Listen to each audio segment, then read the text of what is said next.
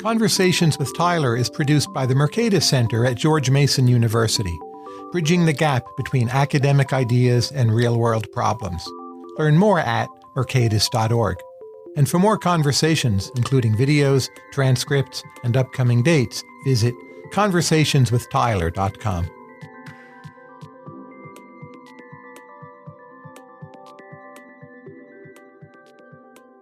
Hello, I'm here today with Emily Wilson, who is Professor of Classical Studies at the University of Pennsylvania.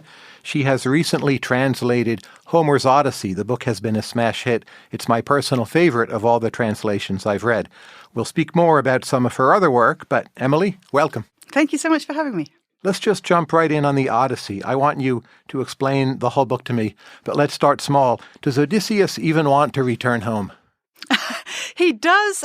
As the poem starts, he spent the last 7 years on the island of a goddess called Calypso. Originally, the poem implies quite willingly. So it seems as if he's changed his mind about whether or not he wants to go home. But as the poem begins, he does want to get back home to Ithaca, to his wife Penelope, and his son Telemachus. Do you think he means it, or is he just self-deceiving? Because he takes the detour into the underworld. He hangs around with Circe for many years. There's a contrast with Menelaus, who acts as if he actually does want to get home. Who's lying to whom in this story? Odysseus, of course, is lying all the time. So it's very hard for the reader to get a firm grasp on what are his motives. Also, when he tells Calypso that he desperately wants to get back home, it's very striking to me that he doesn't give his motives. He says to Calypso, "You're much more beautiful than my wife is, and you've promised to make me immortal. It's a great offer, but I want to go home." And he doesn't explain what is it that drives that desire to go home. And you're quite right, he makes many detours. He spends another year quite willingly with Calypso, with Circe, another goddess. So it seems as if he's easily distractible from the quest, for sure. How much should the character of Odysseus actually be viewed as admirable?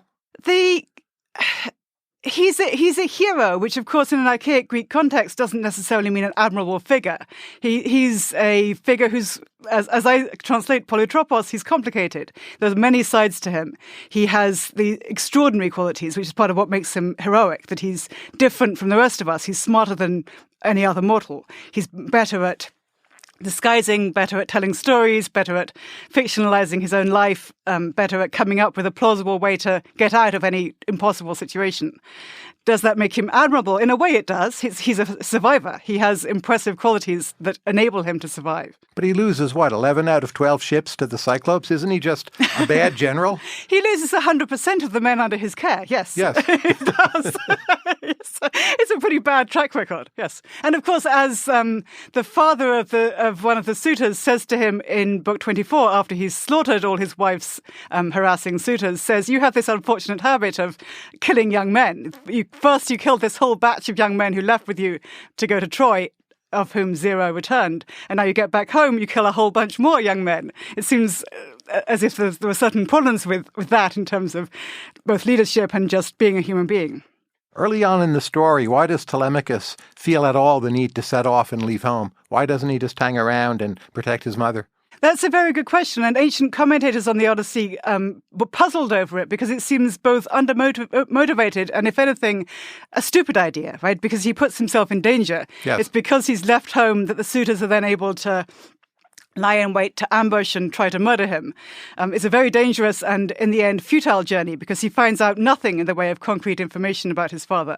He does it because he's inspired by the goddess Athena, who wants him to go on a quest which in some way will parallel the quest of his father.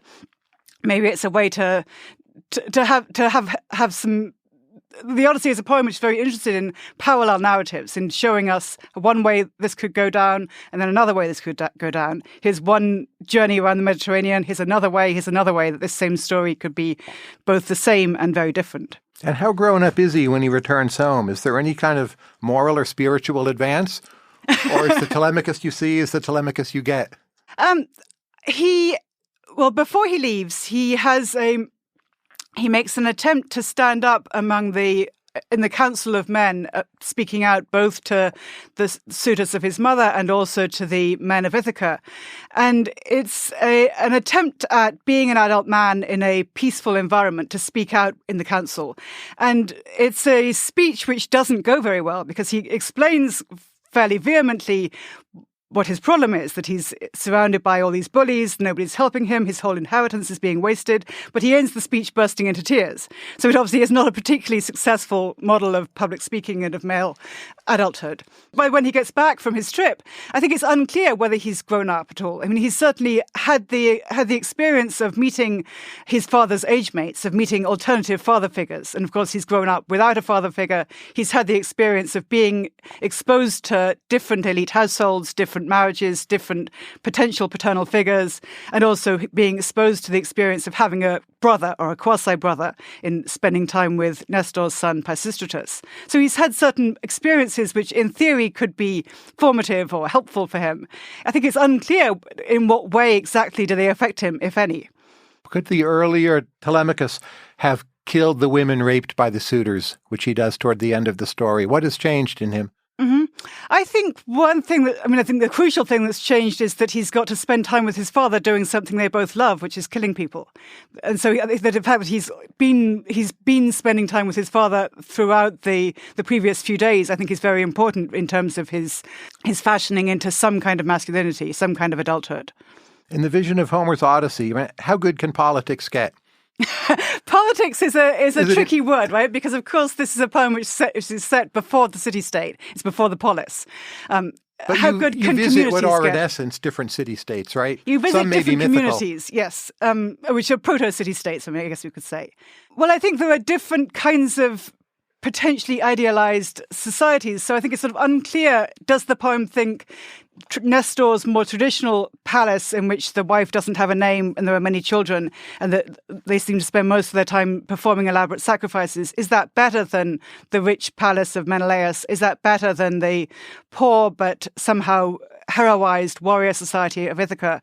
Is that better than the matriarchal societies of Calypso or Circe?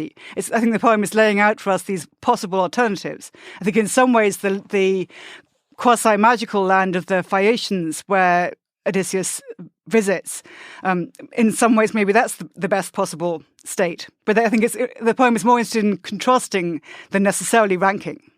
How pleasant is life amongst the Phaeacians? At first it sounds great. There's a lot of prosperity. Yeah. But they become increasingly passive-aggressive, you might argue. Mm-hmm. You start wondering, are foreigners really welcome here? And by the time Odysseus leaves, there's almost a bit of a mild stench around that political order. Or do you think, well, this is the best humans can do? And is Phaeacia even a real polity of any kind? Or is it just imaginary? I think it's very clearly figured as imaginary, but then the whole poem is imaginary, right? It's not like Nestor's palace existed in precisely this form.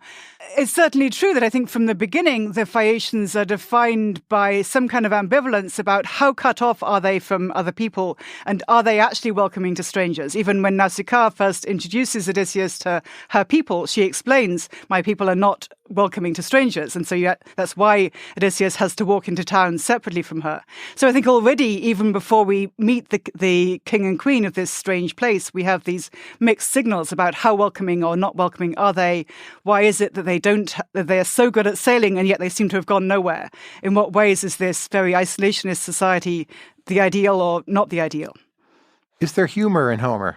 Oh, there's tons of humour, yes. I mean, I guess we were just talking about the Phaeacians, so I think one of the funniest parts is when Odysseus has been shipwrecked and he lands on the land of Scheria, the land of the Phaeacians, and of course has lost all his clothes in the shipwreck and ends up having to pop up from behind a bush wearing no clothes in front of a beautiful princess. And in order to try and impress her, he has to cover himself up with branches and give a very long speech to distract her from the fact that she's being accosted by a dirty, naked man. It's a funny scene. Why did Thomas Hobbes translate the Odyssey? Was that part of his political vision somehow? I think so. I mean, I can't give you the expert vision on the expert account of Hobbes's. But it's a lot of Odyssey. work, as you know, right? It's a lot of work. Yes. I mean, I think both Thucydides and Homer were projects for Hobbes that had to do with trying to figure out what kinds of models and also what kinds of counter models, what kinds of wrong society can be represented by the ancient political worlds. And now that you've spent so much time with this book, does part of you feel Socrates was actually right about Homer, that it's a bad example?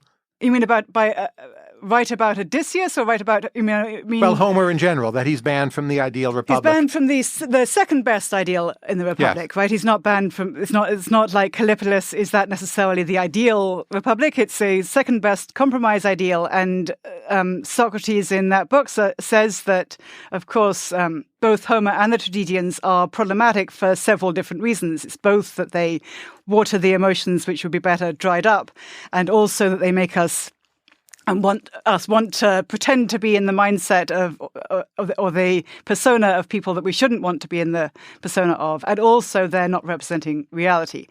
Isn't the underworld also too dreary for heroes? It's also too dreary, and also, of course, the gods behave abysmally in Homer. So for all these reasons, it's both theologically and ethically and psychologically and also metaphysically wrong. And which is actually your worry. You don't agree with any. I think Homer is psychologically truthful and ethically helpful. And I think the whole question about, is it literature's job or poetry's job to train a politician, I'm not sure that that's quite the right way to see it.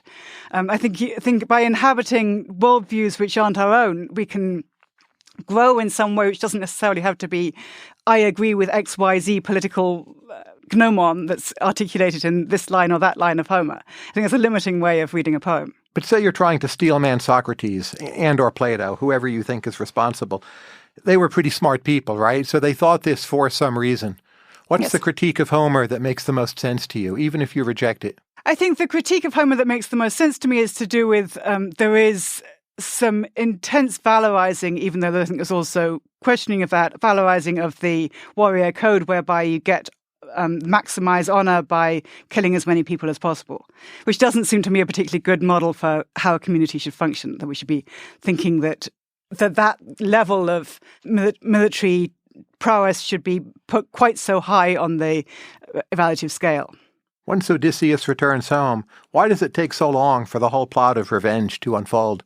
This has bothered me. You expect a fairly swift ending, but there's book after book after book, and still the suitors aren't dead. Yes. What role is that playing in the exposition of the story? What should we infer from that? You're absolutely right. So Odysseus gets back home geographically in book 13, and yet the poem isn't over. We've still got a whole half of the poem to go. We've still got another almost 12 books. I think it has to do both with the poet's self-glorification. Look how amazing this is, that I can spin out the story of a nostos, of a journey home, such that it isn't even about the journey anymore. It's about all these elaborately different recognitions between Odysseus and each important member of the household. And it's also about Athena's plot, right? Athena's plot is to glorify herself and her special mortal. And the best way to glorify Odysseus is not just to have the maximum body count, but also to do it in a way that's as massive and as both temporally and geographically as possible, that she's spinning it out so it's even more impressive. Look how your hero got home in only a year, or 2 years. My hero took 20 years to get home. And then look how he managed to come back from this absolute loser position of being one man against over 100, looking like an old beggar, and so on. It means the whole narrative arc is all the bigger the longer it takes. What kinds of people, if you had to generalize, prefer the Iliad to the Odyssey? What's that preference correlated with, empirically? I think it's correlated with. I think it's about mood partly. I mean, the Odyssey is much more varied, just in terms of scenes and in terms of. I think if you're easily bored, you may prefer the Odyssey because it has more different characters, more different scenes, more different types of things happen. I mean, in the Iliad, it's some men are angry, some people get killed. Some men are angry, some people get killed. And it's that relentlessly over and over and over. And it's in this very, very small space, small stretch of time. Whereas the Odyssey has far more variety in terms of what kinds of people are speaking, what kinds of events are happening. Is it fair to say that throughout most of the history of Western criticism, earlier critics preferred the Iliad to the Odyssey, even though the Odyssey, I would say, is clearly superior? But why this earlier preference? The Odyssey is superior. I think it's... I'm not sure if everybody did. I mean, Dryden criticizes the Iliad for being too warmongering. I mean, for being too much, and Homer for the same reasons. It's not like it's been a universal preference of the Iliad over the Odyssey until the 20th century when it all changed around. Though I think maybe that is part of the trend. So Longinus, Pseudo-Longinus, on the Sublime says that the Iliad is like Homer at the height of his power, and then the Odyssey is like the setting sun. It's the old man's poem. It has all these cute incidents, and it's like a poem where you learn about character rather than learning about this very, very intense dramatic arc. So I think it's partly about thinking a poem of warfare with fewer female characters is more impressive, more important than a poem which is more domestic and has more to do with survival than with killing. Beyond that, I'm not sure. I mean, I think they were both very highly valued in most periods of antiquity. It's not like people skipped the Odyssey. I'm noticing a trend lately. Madeline Miller has a bestseller with Circe. Pat Barker has The Silence of the Girls, which is a takeoff of the Iliad. Margaret Atwood, a few years earlier, had her retelling of Penelope's Tale. Why is this a trend now? Well, the Penelope, I can't remember what date it is, but it's about 20 years old. But I think you're right that there are a lot of retellings of myth right now. And I think part of it has to do with a sort of turning back to possible alternative archetypes. I mean, that we don't quite know what to do with the great religious books. So let's look for something else which has cultural authority, and is going to be meaningful and recognizable to many, many different people from different religious traditions, and we can somehow have a space of cultural sharedness over that. Are you going to do one? The Iliad? Yes, I'm doing the Iliad. No, not a translation, but a fictional derivation. I've thought about it. I'm not ready to do it right now. I don't have a good big concept, but maybe one day. And what's your view on who Homer was? How much oral tradition? How much a single mastermind, a group of editors, one final finisher? What do you think? I think they're written poems. So obviously the puzzle is how did these written poems come into being? I feel that writing must have been involved in the composition, not just in the recording of something which was already present entire in one genius's mind. Because I think having something present entire without any use of writing that's as monumental as these poems are seems to me implausible. Beyond that, I don't really have a clear view about, was it a pair of people? Was it a single person? Did the same person do the Iliad and the Odyssey? I don't see how we can possibly know that. I think they're very different poems. But I also think the chances are that they seem to be composed, the Odyssey seems to be composed with some kind of awareness of the Iliad, but to what extent can that fully be proved? I'm not sure. Can software tell us if it's the same author? No. I mean, it can tell us that there are linguistic differences, which we already knew, but then there are linguistic differences partly because they're different poems. So couldn't somebody, I mean, also author might not be the right term, right? It might, if we're imagining that it could be an oral poet who's collaborating with a scribe, is that an author? I don't know. Do we know anything about why Mycenaean civilization declined?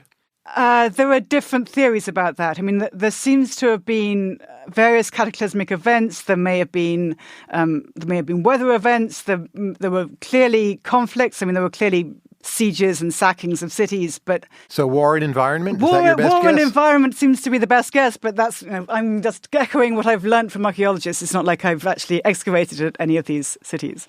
You think that's not very good evidence? Then it's a guess.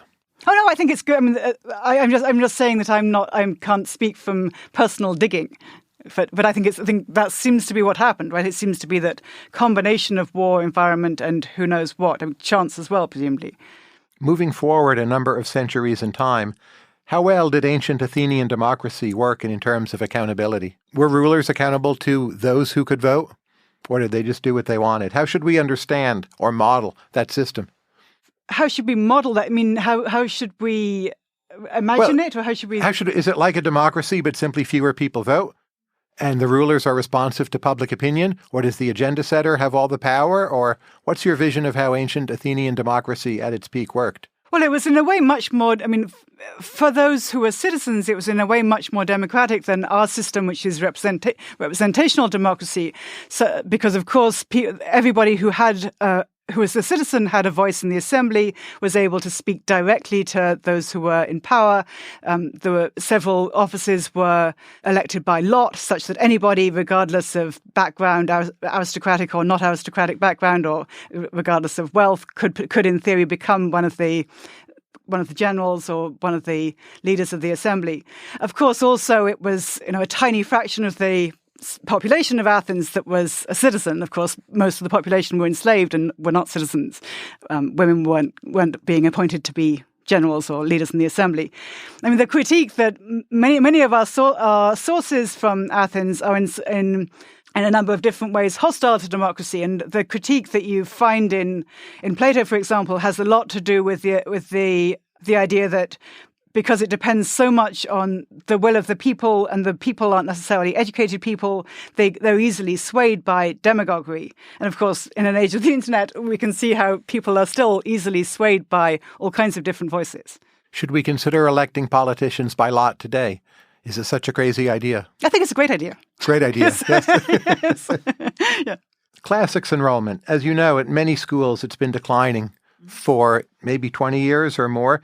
Do you think classics as a distinct field of study will still exist in 30 years? And what will it look like?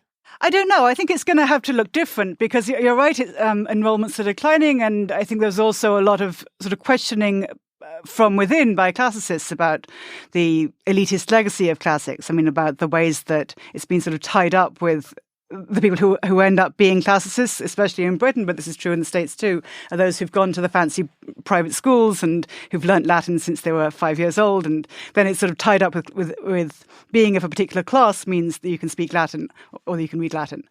And that is inevitably, if we can't give a better reason to learn Latin and Greek or to read the ancient texts, then this is going to be entry to a particular social class within our own society, then, which it no longer is, then of course that's not going to be a good reason for people in the future.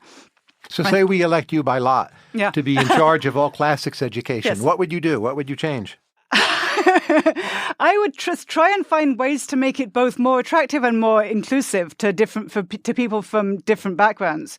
I would talk to more different people about what it might be that would that might entice them to learn about cultures and languages that are totally different from any that are nowadays extant. I mean, I think we should stop selling classics as these are the societies that formed modern America or that formed the Western canon, which is a really bogus kind of argument, and instead start saying we should learn about ancient societies because they're different from modern societies, and that means that we can learn things by learning about alterity. We can learn about what would it be to be just as human as we are, and yet be living in a very, very different society.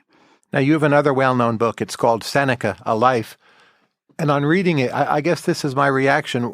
Why are the Stoics so hypocritical? So Seneca spends his life sucking up to power. Mm-hmm. He's very well off, extremely political, and possibly involved in murder plots, right? Yes, that's right. Yes. So what is there about Stoicism? Marcus Aurelius is somewhat bloodthirsty, it seems. Yes. So are the Stoics all just hypocrites, and they wrote this to cover over their wrongdoings? Or how should we think about the actual history of Stoicism? You know, I see Seneca and Marcus Aurelius as very, very different characters. I think Marcus Aurelius was militaristic and bloodthirsty, an expander of the Roman Empire, he was happy to slaughter many barbarians. But that's not he was fairly consistent about thinking that was a good idea, and also fairly consistent in associating his dream of cultural and military imperialism with Stoic models of virtue, whereas Seneca was very much constantly sort of unable to fully act out the ideals that he had. And I think one of the reasons he's so interesting as a writer is that he's so precise in articulating what it means to have a very, very clear vision of the good life and to be completely unable to follow through on living the good life. But why would you accumulate so much wealth if you're a true Stoic? I personally don't think you would, but Seneca has a lot of very wonderfully rhetorically ornate explanations for why, in fact, that's perfectly reasonable, because Stoics had this distinction between there were things that are good in themselves. The main thing that's good in itself is virtue, being a good person. The thing that's bad in itself is being a bad person. But then there are also things in the middle, which are neither good nor bad, but might be preferable. So it might be preferable not to be a slave, or it might be preferable not to be homeless and impoverished. But it might be preferable to have, millions and billions of dollars. And so it's not that it's actually bad, as long as you can hang on to virtue despite being in the midst of corrupting power, then you're even better. Are you surprised that so much of Silicon Valley has turned to the Stoics? Not at all. Their vision of the Stoics. It fits very well. Yes. What's the hardest thing about translating Seneca? So I translated most of Seneca's tragedies rather than his prose, but I think the same issues would apply for both. I had a hard time figuring out how much I could get away with pulling out all the stops rhetorically, because he writes in this wonderfully ornate purple style. It's showing off bombast. And I think the risk is always that it's going to come across as too silly to be impressive. And it has to go very close to sounding silly, but without quite getting there. And do you think Seneca had a role in the murder of the emperor's wife? I think he probably knew about it. I don't know if he actually got his hands bloody or wet, but I think he probably knew about it. Socrates, you've written on Socrates. Are Socratic ideals in decline today? Here we are having a conversation. Look at us being so Socratic. It's so hard to say what are Socratic ideals because, of course, Socrates didn't write anything. Everything about, as we have referred to earlier, we were talking about the Republic. That's Plato's Socrates. It's not necessarily Socrates' Socrates or history's Socrates. Insofar as the Athenians voted to have Socrates drink the hemlock, you could say, well, maybe that was the low point of Socratic ideals back then in 399. Maybe it's all been up since then. And what does the dying Socrates mean to you personally? Someone you admire, someone you think he's a fool, someone who was a martyr, a precursor of a Christ figure? Or I deeply admire him with some serious reservations. I mean, the reason I'm constantly sort of turned back to thinking about him, partly because as an academic and also as a writer, I'm sort of constantly thinking about what does it actually mean to try to educate people. I'm interested in the Socrates who claims that he isn't teaching anybody anything, and yet he's living this life of being engaged in conversations which are clearly designed to either draw things out of people or else put things into them insidiously.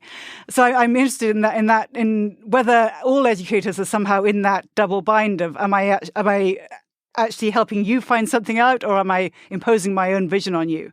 I'm interested also in the figure of the dying Socrates as an image, in a way this is related to the Seneca questions, as an image of integrity, of what does it mean to live with so much integrity that you can be absolutely yourself at every moment, even when you've just poisoned yourself. let's say I'm a greater fan of Plato. He's a more systematic thinker. The other versions of Socrates, say from Xenophon, they're not, to me, very impressive. They're okay. They're silly, yes. Yeah. And maybe it's a bit like Boswell and Johnson, where Boswell makes Johnson much better, and Boswell, in some ways, is smarter than Johnson, I would say, or sharper. Yep. Socrates was just pretty smart, but Plato's the true philosopher. Can you talk me out of that? I think that's a perfectly reasonable point of view, yes. I'm sure that Socrates didn't have the whole edifice of metaphysics, and also, obviously, he wasn't the enormously impressive literary stylist that Plato is. I think Plato was both an extraordinary writer and an extraordinary thinker. It does seem as if there's good evidence, partly because Aristotle seems to confirm this, that Socrates himself did come up with some pretty interesting ideas, such as the idea that nobody willingly does wrong. That insofar as anybody does anything wrong, it's because of a mistake. We don't realize it's wrong, which I think is actually still something which, is worth some ethical, philosophical grappling. It's an idea that's worth some grappling. Now, as you know, your doctoral dissertation, it's on the concept of overliving, as you call it. What is overliving, and why is that interesting? It's a term that I took from Paradise Lost by Milton, and it's Adam says after he's eaten the apple and he's fallen, he realizes that the only thing to look forward to is death, and yet he's not dead. So it's a moment when Milton's character is grappling with what you could see as a continuity error in the book of Genesis, that Adam and Eve don't die immediately after eating the apple, which was supposed to result from eating the apple. And he says, "Why do I overlive? Why am I mocked with death?" And so that comes at a moment in Paradise Lost where, after the narrator has said, "I now must change my notes to tragic." So I was interested in trying to figure out, why does Milton imagine not death, but a failure to die as being part of a tragic genre? That this sequence of the poem is both tragic and about the failure of Adam and Eve to die right after the fall. So I I think it's an interesting idea just to realize that we have this idea from Shakespeare that, of course, tragedy is all about when you have the heaps of corpses up on the stage at the end of Hamlet. But of course, that's not actually all that tragedy is about, especially if you go all the way back to Athenian tragedy. There's a number of tragedies in which there aren't any corpses on stage at the end. So I'm interested in it both as thinking through how does narrative represent death, how does narrative represent the experience of not being dead, and also in terms of just imagining what is the tragic genre all about, what does it say about both life and death. Is there an example of overliving, say, from contemporary popular culture? Someone whose sin or whose tragic fate is that he or she lived too long? I'm not going to come up with good examples, so that's fine. I should have prepped for that. Michael Jackson. I guess yes. Well, but there's also post-mortem reckoning very often too, right? I mean, the whole Solonic line of call no person happy till they're dead. Very often the whole meaning of the life can change, as of course it is right now with Michael Jackson, that the legacy can become totally tainted. And even after you're gone, history itself can revise the earlier meaning of your life. History can change the meaning, yes. Would you accept immortality if offered it at your current age and state of health? You would be intact as you are today forever. Do the people I love get to live forever too? Just you. You have a chance to overlive. Do you want it? Can I also create world peace and solve climate change? No, but you do get to live forever, and people might buy even more copies of your books. Can I change my mind in a couple of 100 years? No. Then I won't take it. Then you won't take it. No. Let's say you were age 80 and you could be restored to your current physical state. Would you then accept living forever? I think most 80-year-olds would take it then. Yes, I'm sure I will. What's the year at which you're indifferent, where you're not sure whether or not you'd take it? No, I'm kidding. I'm not going to take it. I would take it, I think. Mm-hmm. If you took it, do you think you'd end up being bored, or are we able to always keep on amusing ourselves as humans? I think I'd probably keep on amusing myself, but it would probably get hard. I mean, once there are no more humans left, it's going to get tough. And once all the books have rotted, and once I'm not going to be able to run the electrical power plants all by myself. Now, we have a segment in the middle of these conversations called Overrated or Underrated, and I'll toss out a few items and you give us your opinion if they're overrated or underrated. The fork, overrated or underrated? Underrated. Why? In fact, my sister wrote a book called Consider the Fork. I love this book, yes. Maybe this is a chance to plug her book. So it's about kitchen technologies and just the ways that people eat, given that we have both knives and forks, which most people, before fairly recently, people ate without forks. And it encourages a very different approach to cutting up food into small pieces and therefore being able to not have an overbite in your jaw. And the whole model of eating and even the structure of the face is different thanks to the fork.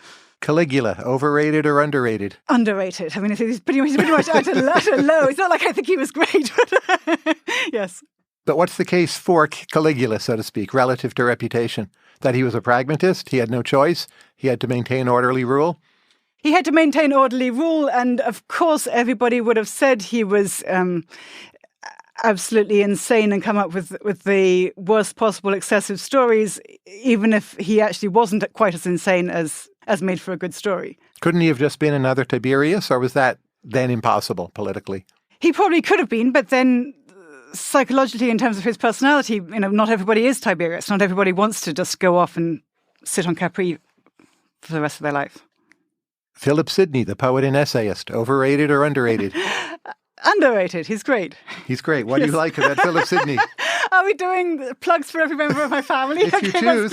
That's great. Okay, so my mother, Catherine Duncan Jones, wrote a very good biography of Sir Philip Sidney, partly explaining why he's so underrated. He's underrated. I mean, I think it's extraordinary that so many people have read Shakespeare but haven't read Sidney, who was both a formative influence on Shakespeare and also an extraordinary both poet and prose writer in his own right. He wrote both. He wrote two versions of what, in many ways, are the sort of most important early or proto-novels in English, the Old Arcadia and the New Arcadia. He also wrote an amazing sequence of sonnets called Astrophel and Stella. He was a great poet, great writer. Monty Python's Flying Circus, overrated or underrated? Correctly rated very high. Okay. Philadelphia. Underrated, love it. How long have you lived here? 16 or 17 years. Okay. Kind of thing. Queen Victoria, overrated or underrated? My father, A.N. Wilson, wrote a biography of Victoria. I I don't know about Victoria. I don't think I have an opinion. Maybe can stay in the middle. Yes. In the middle. In the middle. Bad on imperialism, but good for European peace? That kind of thing. Exactly. Yeah. Yes. Here's a question from a reader about translation, and I quote, "Greek morphology is a nightmare, but syntax is relatively easy. Latin is opposite. So Latin is more of an intellectual language. Agree or disagree?" I don't think it follows that difficulty of syntax implies intellectuality of ideas or concepts or anything else. I mean, I think they require different kinds of thinking.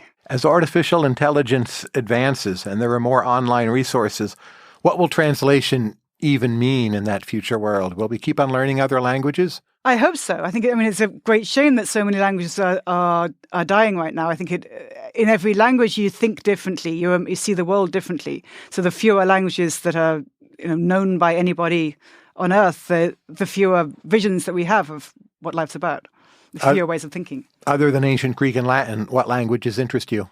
Lots of languages I don't know, but so I'm not going to have time, thanks to my refusal of your lovely offer of immortality. That's in fact something I would do if I had to. You could learn them all, right? I would learn them all, for sure.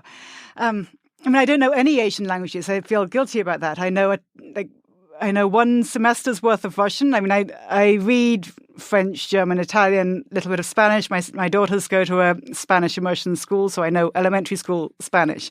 But I'd love to know some languages which are more different from those I do know. I mean, I'd love to know Chinese, Japanese, Arabic would be great.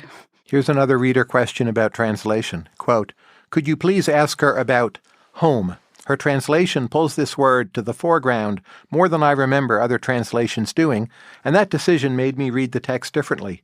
It also made me realize that home is not a concept that I interrogate nearly as much as I should. So I'm asking you about home." I love that question. The Greek text has a lot of uses of the noun nostos, from which we get nostalgia, the journey of homecoming, the event of homecoming, and then of cognate words. And I wanted to use the word home as a way of signaling the centrality of the concept of home and of defining the concept of home in the poem. That it's already a very loaded word in English. I think it's a word which means so much more than just house or place where you live. I think the Odyssey is fascinating in the ways that it defines home as something which involves both a living space and a particular kind of community, and a space where at least one member of the household has the choice about who to keep in, who to keep out. And you're working now on a translation of the Iliad, is that correct? It's correct, yes. And is that easier or harder than translating the Odyssey? Well, I started doing it right away, or almost right away after I finished the Odyssey, because I thought I'm on a roll now. It's not that different in terms of language than the Odyssey. And then I got really stuck. For the first few months that I was working on it, I was feeling completely stuck and questioning everything, because it's the mood of the poem is so different. It's not all that different linguistically, but it's different enough that I felt I had to sort of step back and think differently about everything I'd already done. I mean, so for the Odyssey, I used iambic pentameter all the way through, and I also made it line for line. And I started thinking, should I do something completely different? Should I use hexameters? Should I use dactyls rather than iambs? And I think I'm back to iambic pentameter, but it's been through a lot of different struggles and a lot of drafts of different ways of doing it, stylistically, poetically. And what's the process you go through to improve your translation? Is it you show it to people, you simply let it sit, you compare it to other texts, you evaluate it as poetry? What do you do to have it become better? So I usually do a lot of reading and rereading the original, and then I usually write a draft of a little bit out in a notebook. I do a lot of looking up different words in different dictionaries and trying to figure out connotations. I read my drafts out loud to myself before I read them out loud to anyone else, and then I fix things and change things and try and change things that didn't sound right, and then I change them again. And then after I've tinkered with it for a long time myself, once I've got a whole complete book, I send the complete book to my lovely editor at Norton, Pete Simon, and he doesn't know Greek, but he looks at it next to other translations and thinks about, does this sentence work as an English sentence? And then he sends it back, and then I reread it again, and I fix lots of things, including things he hadn't commented on, and then eventually I share it with other people as well. I go through multiple stages of revisions. Now, I have the impression that you're using Twitter in some ways to revolutionize how people discuss and present translation. Is that a fair assessment of what you're up to? Yes, I think there are some misunderstandings about translation that are really common. So I'm trying to articulate just sort of translation 101 to the audience. And how do you do that in 280 characters? Is it all TweetStorm or embedded photos, or what's your method of using Twitter?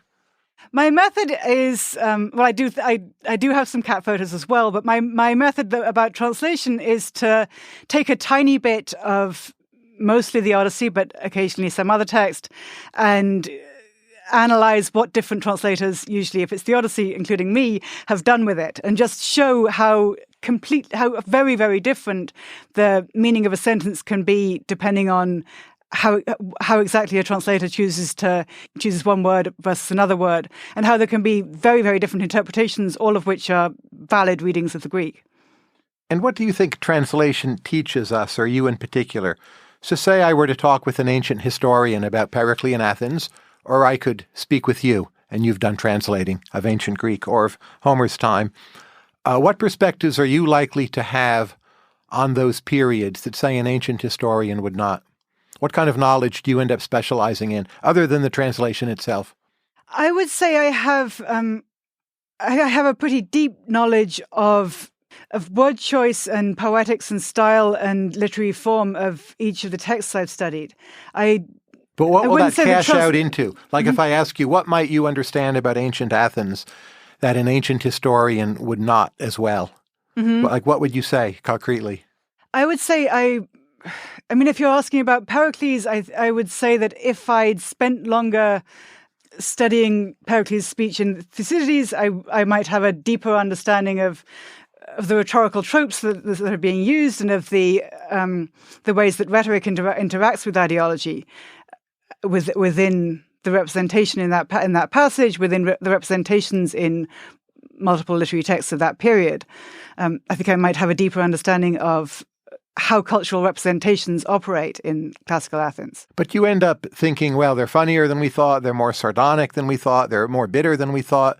What's the final takeaway in terms of your understanding of that time? Are you doing classical Athens or doing any period you care to? Homer's time is fine, but we know more about Athens. We know more about Athens. I would definitely say funnier, but I also say even though the texts we have are primarily by elite men, I think even from those texts, which are already a tiny demographic, we can say they're more diverse in terms of how do they look at the world than we might have thought. The generalizing about this is the Athenian worldview doesn't actually make any sense if you look at the array of different opinions that are articulated in the text. And when you translated the Odyssey, as a reader, I think of your approach as pretty clean and direct and very easy to read, but also with a lot of psychological depth. And I prefer that in the Odyssey. But when I read, say, the Hebrew Bible, I want something a little more maybe stentorian in tone, or a little more Baroque, actually. I think a lot of people feel the same way. Why that difference? Why do we want something different from a Bible translation often? Have you read the Robert Alter translations? Do you like them? Very much so. So I mean, they're also fairly clear, right? It's not that they're... I don't find them very clear. Maybe they're as clear as they can be. Yeah. But you're easier to read than he is. That may be the difference in the authors. I think Homer's pretty easy to read. I mean, Homer's syntax is really very easy, and that's part of what I wanted to bring out. I mean, I hope that, in a way, I would like it if my Seneca translations are less easy to read than my Homer translations, because I think that's correct. They are less easy to read. I hope so, because stylistically, those authors are very different. I mean, so I think it's partly just about the source text, and it's also about the cultural perception of the source text, right? I mean, most people in contemporary society don't believe in Athena. So we have a different idea about how should divinity be represented in this text versus in a text where there are people who still worship the God of the Hebrew Bible, right? Sure. Which poets have influenced your translations? Other than the poets of the time, obviously Homer, but later poets. Yes. So my translation of the Odyssey is all in iambic pentameter, and as I said earlier, my first book, which was my dissertation, came out of a set of questions about Milton's Paradise Lost. I was very much aware that English already has epic poems, and I also was very much aware that I didn't want to make Homer sound like sub-Miltonic. I didn't want to make it sound like Paradise Lost. I didn't want to make it sound like The Fairy Queen. I didn't even want to make it sound like Tennyson, even though I love Tennyson's Idylls as well as his Ulysses and Lotus He has Eaters one of the and so most on. ambiguous characterizations of Ulysses. He sure which does. to me makes Yes. perfect sense. Yes, it's a wonderful poem. So I wanted to try and to obscure my love for Shakespeare and Milton in the style I was writing, but also for it to be there on the down low. I mean, I wanted to try and write a kind of narrative verse that was informed by pre-20th century narrative verse, but that was not archaizing. So in some ways, I wanted to try and make it more like Elizabeth Bishop or Auden than like Shakespeare, even though I also have spent a huge amount of time reading Shakespeare. Samuel Johnson once opined that no one ever wished Paradise Lost to be longer than it is. Do you agree, or did you wish that? I wish it were longer, but I also wish the last two books were better. What's wrong with them? It's just a lot of summary of how the world's going to be terrible, terrible, terrible, and then, yes, it's going to be terrible some more, which isn't in terms of narrative and characterization, it's much less interesting than the first 10 books. I much prefer Samson Agonistes to Paradise Lost. Am I crazy? Very interesting. I love Samson Agonistes, but I don't much prefer it. Now that you've achieved a high degree of fame, glory, and income also, and you think about how the ancient Greeks understood fame and glory, how is it to be from a position of fame and glory yourself, evaluating their views? I guess it depends which ancient Greeks we ask, right? I mean, if you ask Odysseus, he'd say, "Great, you should get as much stuff as possible. You should try to come home not just broken in a borrowed boat, but with as much treasure as possible." If you asked Socrates, who went around with no sandals and one cloak summer and winter, maybe not so interested in the accumulation of kudos. Some more questions about you. How important do you think it is having more female mentors in academia? And how do we get there? I think it's very important, and I don't think I have an easy answer to how we get there. I mean, I think part of it has to do with family-friendly hiring policies, family-friendly retention policies, because there are also glass ceilings, right? I mean, in terms of how many women get tenure, as opposed to how many get hired, as opposed to how many finish their PhDs. Women drop off at every stage. Should we just abolish tenure and have 5-year contracts? But pay some people more. Pay everybody. I mean, pay all the adjuncts. I mean, that's the area that I think really needs to get fixed in general. That of course is the trend towards these people who not only don't have tenure but also don't have any kind of contract beyond the single course, which is a terrible deal. But other than just having more money, which everyone would want, everyone would love that, how should we change the rules of the system? I don't know. I mean, I think there should be more equity. I mean, I don't feel like there should be such a disparity between the people like me who are lucky enough to have, a good salary and guaranteed medical benefits for the rest of my career, unless I go crazy and, quit. And then the adjuncts who get none of those things. I feel like there should be something closer to a leveling, and I don't know what I can do to fix that, but ideally. When you were 17, what in the world of ideas were you obsessed with? Whether the unexamined life is worth living. I mean, And what did you conclude? I thought I needed another few years examining it to figure it out. Worth living as long as it's not too long, right? That's right. Yes. When you were 14, what was your favorite book? When I was younger than 14, I loved all books that had magic in them. So I loved the Narnia books, Diana Wynne Jones. I didn't want to read anything that didn't involve going through a portal to another world. And then I think that sort of started to change when I was 14, and I started to read Jane Eyre, maybe around that age, and I loved it. Jane Austen. I read Dickens. I went through a very religious phase, and I read the Bible. It might have been my favorite book at 14, that kind of thing. Yes. And how did you decide to become a classicist? You could have taken a number of paths, right, if you're going to be an academic. I could have taken many paths. And in fact, I think I wouldn't have been an academic. I think I considered not being an academic at all. That's another possible path. I mean, I considered What would you have done if not academia? That's partly why I stuck it out, because I didn't quite know. I mean, I considered going to med school, but I realized that I'm actually not very good with blood. I considered going to law school, but then I actually thought I want to spend more time in the library than I think I'm going to get if I do that.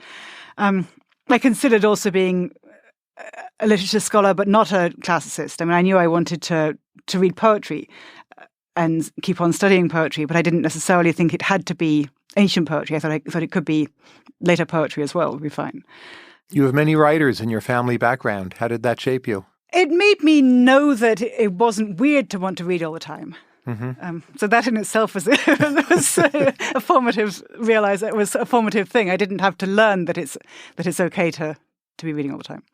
Now, there's some books you're working on. I'll ask you about. On your homepage, you list one called Classics Reborn, a book on the reception of classical literature in the early modern period, Oxford University Press. What will you cover? It's going to be a sort of survey of how did people in what people used to unselfconsciously call the Renaissance, or I always hesitate over that word because Americans say Renaissance and I say Renaissance. Anyway, so in that period, the rebirth of classical antiquity, what exactly was it to imagine that classical antiquity was being reborn? So it's going to be about what was that weird idea about? And is there a central figure, country, time? No, it's going to be a broad but selective account of how that played out in. It's going to be primarily Britain and Europe, and it's probably more Britain than anywhere else. But I can't skip Italy, and going through primarily literary texts and discussing the ways that literary authors of that period both build on and talk back to ancient authors. And there's another book listed titled Faithful, described as a book about translation. What will that be, or what is it? That's a much shorter book and not covering the whole of the Renaissance. It's a sort of stump piece, in a way, trying to do the same kind of thing that I'm doing on Twitter in terms of trying to explain to the general reader what exactly is translation, what do translators do all day, what do literary translators do all day, and also trying to figure out why is it, which to me was puzzling when I realized it was true, why is it that, for instance, that I'm the first woman to translate the Odyssey into English, or to publish a translation of the Odyssey into English. I was surprised when I realized that, and then I realized this is part of a much broader gender disparity, that it's not that there aren't any female Homerists. Of course there are. Of course there are plenty of female classicists. And yet the field of literary translation within classics is really skewed towards men. And I also wanted to figure out why is that, what kinds of issues are there within the field of literary translation in general and classical literary translation in particular. Why is that a stronger skew in the English language world? I'm not sure. I mean, it's very striking that there's been a translation of the Odyssey by a woman into French since the 18th century. There are several by women into Italian. There's one by a woman into Turkish. I think the whole culture of translation is different in European countries to what it is. Do you think women translators have a higher relative standing when translation is less professionalized, less bureaucratized? It's something you just do? Mm-hmm. Whereas when we conduct it through academia, maybe that puts women translators at a disadvantage? Or I think it's a combination of that academia in the States, much more than perhaps in France or Italy, devalues translation, so that you don't get tenure for translation, which then also means if you're a category of person who might already be less likely to get tenure, then maybe you're even less likely to do this kind of work which is valued as useless. Why do we devalue translation in academia? What's wrong with our incentive scheme?